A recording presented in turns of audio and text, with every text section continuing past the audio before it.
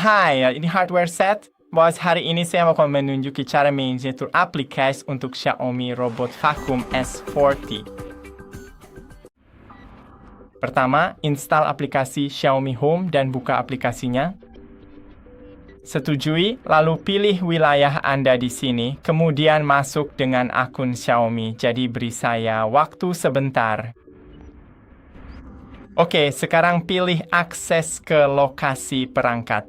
Saya akan memilih hanya untuk kali ini, notifikasi, dan sekarang Anda siap untuk melanjutkan di sini.